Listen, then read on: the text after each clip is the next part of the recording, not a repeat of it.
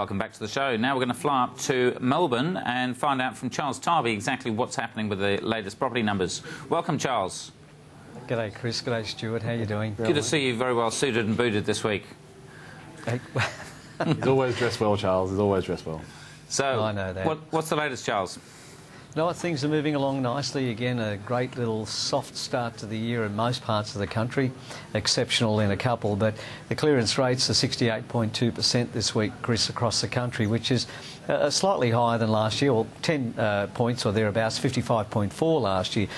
The interesting thing is that Sydney's came in at 79.5, Melbourne at 67.5, but last year Melbourne was at 65.7, the reverse.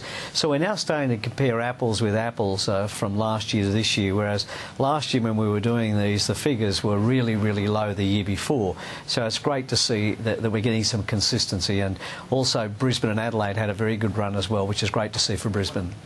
Now, we're obviously in the 60s at the moment. We're just starting to kind of hit auction territory again. Do you see it going back into the 70s and 80s? No, I don't, because mostly because of the next part of what we look at each week, and that's the number of properties coming on the market. You and I both know the supply and demand issue that we've had in capital cities, particularly in certain areas of capital cities, and that's starting to ease a little. I still expect the clearance rates to be strong, but I think because there's going to be a lot more property on the market or coming on the market, that it's going to give people a bit more of a chance to negotiate on property. Yeah, so we'll just pull up that graph of homes advertised, but yeah, I mean, that's definitely some positive news for the agents and for the buyers out there. Well, it's been like that for 3 weeks now in a row, and we've had a plus 3.74% increase. Now, I was in Perth last week, as you'll recall, and I met a lovely young lady, not on eHarmony, Chris, but I met a lovely young lady, Gail, who is in new home sales, and she said that they're absolutely flat out. So that part of the market, which was lagging a little bit at one stage, is now sort of catching up. So we're seeing that occur, but you're also seeing the established stock coming on the market, which is allowing those people who were looking for established stock to start that negotiating process. Of course, Auckland, the figures I give you in Auckland will be very different this week because there's a massive negative flow of property, but I suspect that's something to do with the agents having a battle with a real estate site there and possibly taking some of their stock off, which is where I get some of my data from.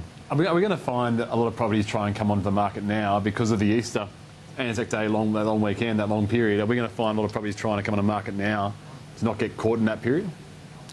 Look, there will be some energy there, but the great thing, Stuart and Chris, is that there are a lot of buyers out there, and I think that we can fill the void. We look at the overseas buyers, and somebody said, look, will the Australian dollar coming down impact on people wanting to buy more here? Well, I don't think there's any more interest than there was ever going to be. I think it's strong, will stay strong. I think that extra stock is probably needed. We're certainly seeing a very large flow through my network of stock coming onto the marketplace, but also seeing transactions coming through as well. So I think it'll be fairly evenly balanced. We're going to have to cut you short there, Charles. We've been talking too long, unfortunately. We could be talking for hours. Good to see you again, and see you again next week. Thanks very much, Chris. Thanks for joining us this evening.